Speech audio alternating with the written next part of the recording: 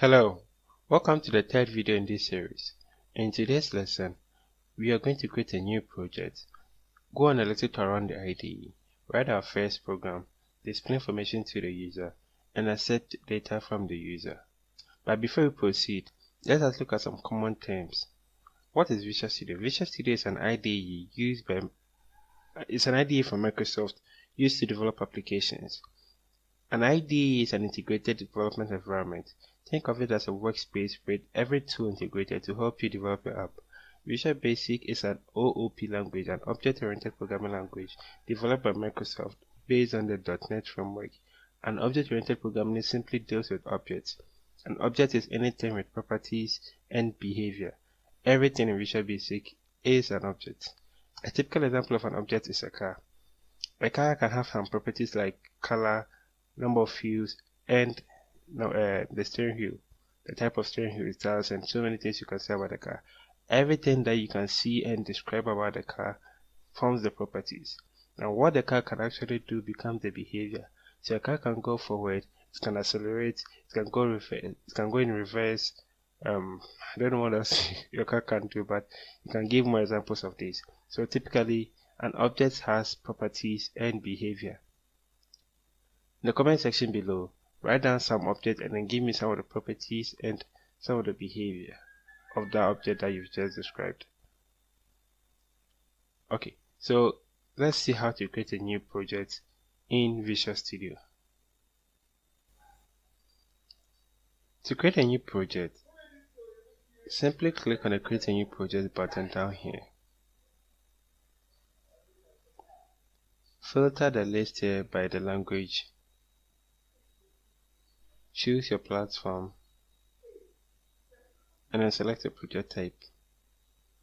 Then pick Windows from application. Click on Next to proceed. Give your application a name. Select a location for your project.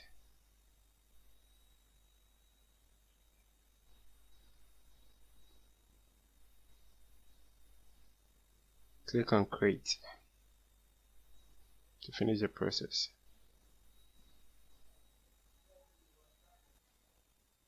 Great, now that we have our project created, let's go on a little tour. To begin the tour, let's start from the form. The form is basically an object that serves as an interface on which you're going to design your graphical user interface using the controls from the toolbox.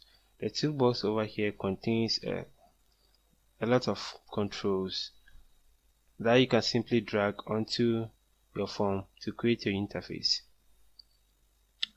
The Solution Explorer contains the projects that contains your project, and inside the project contains the files that make up the project.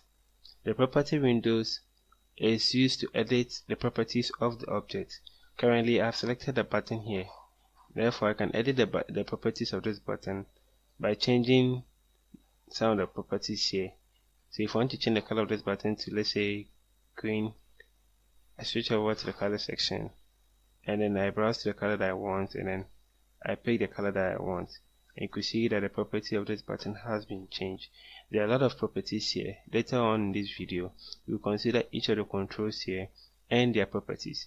And remember, I told you an object has properties and behavior. So what are some of the behavior of this control, this button?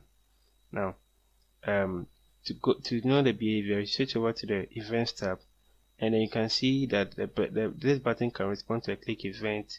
It can also respond to so many events down here. Later on, we'll look at each of the events and then how to use them to create application. Great.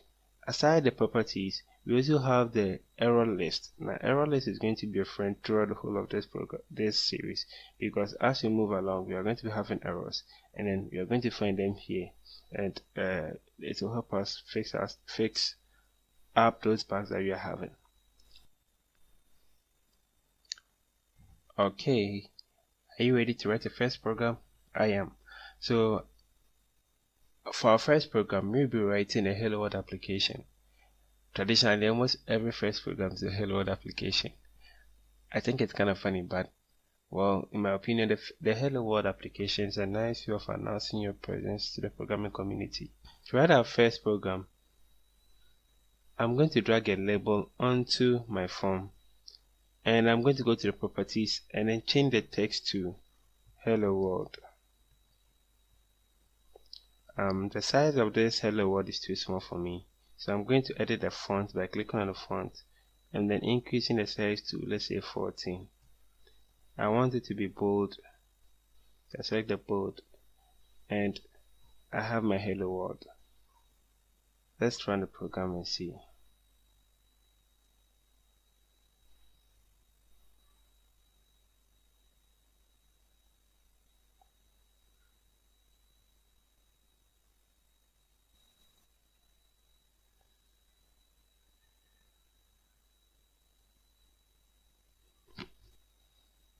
There you go. That is our Hello World application.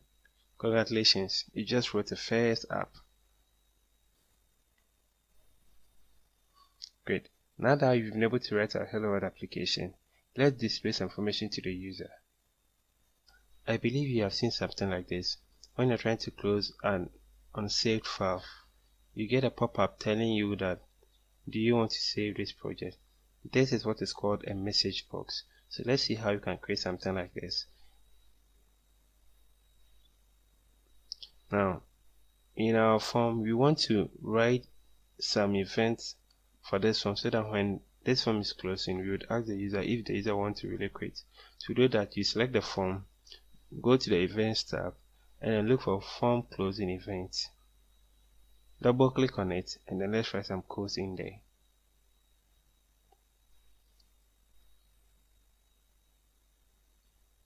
Great.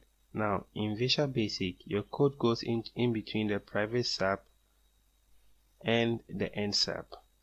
I will explain what they do in subsequent videos. But for now, let's go ahead and write a code to display a message box to the user. Now the syntax is, you write message box dot show and then you open your bracket. Now the message box dot show takes in the text. The text is what you want to say to the user. So, are you sure you want to quit this app? Great, that's the text. Then it also takes in the caption. That is the header, the heading you want in the message box. And it's also a string. We will talk about this later. So let's say our caption will be confirm exit. Then the buttons that we want to show on the message box. So we are going to say message box buttons dot yes or no. Then you could optionally add an icon. So to add an icon, you type in message box icon dot, we want, it's a question, so we're going to pick a question from here. Great. In Visual Basic, we don't write any termination symbol after we are done. Visual Basic is so intelligent to understand that you are done with that statement. Great. Now let's run this app and see what happens when we try closing our form.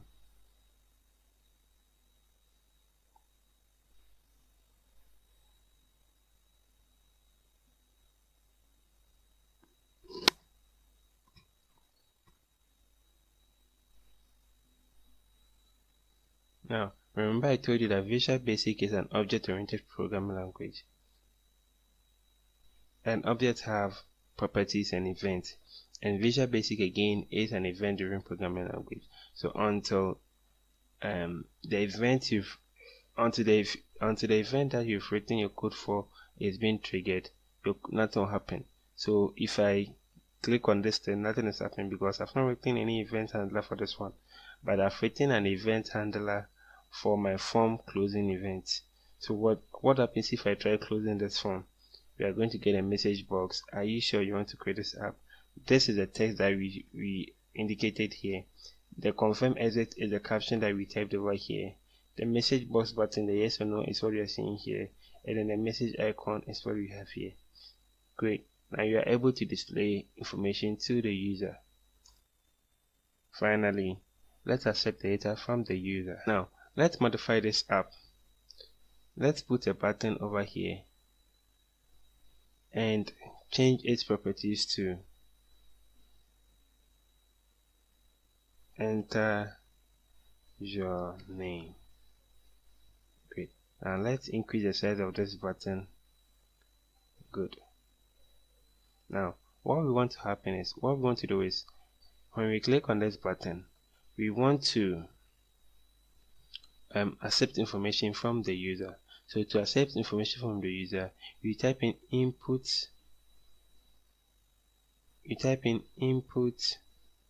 box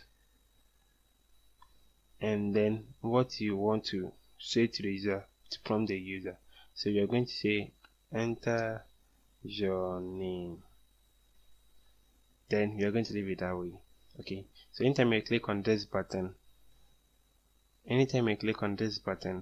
an input box is going to appear asking us to enter our name. Great. Let's run it and see. So when I click on this button, an input box is supposed to appear, and there it is. It says enter your name. So I'm going to enter my name. I am Parables. Now when I click on OK, nothing is happening because we didn't do anything with the input box. So let's do something. Instead of saying hello world, let's say hello plus our name. Yep, we want to create this app. Okay, so you see we dragged a label here, right? This is a label, and the name of this label is label 1. In Visual Basic, in order to refer to objects, you use the name property. So I'm going to change this name property from label 1 to greeting.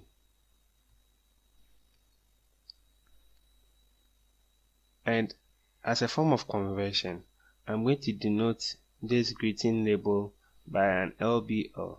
We'll talk about the naming conventions very soon. Okay, so for now, just name this label LBL greeting. So what we want to do is when we click on the the button and then the input box comes, the input box appears. We want to take whatever the user would type into the input box and then change the text of this one to be equal to hello plus the name of whatever the user will enter. So to do that, what we are going to do is we call that label LBL greeting, and we're going to change the text property to be equal to hello, and we are going to concatenate with whatever the user would enter. Now I know these codes are kind of weird to you at the moment, but don't worry, trust me, I'm going to break these codes down and then we are going to understand what the whole process is doing. But for now, just enter this line of code here and let's run our app and see the output of it.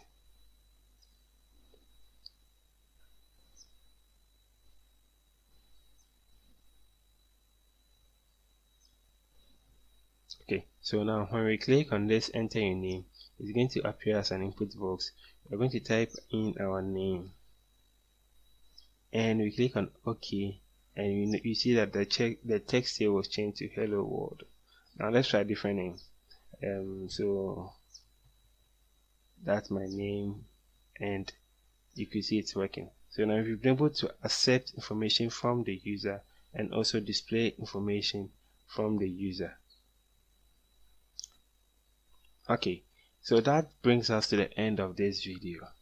If you have any comments, suggestions, please drop them down in the comment box below.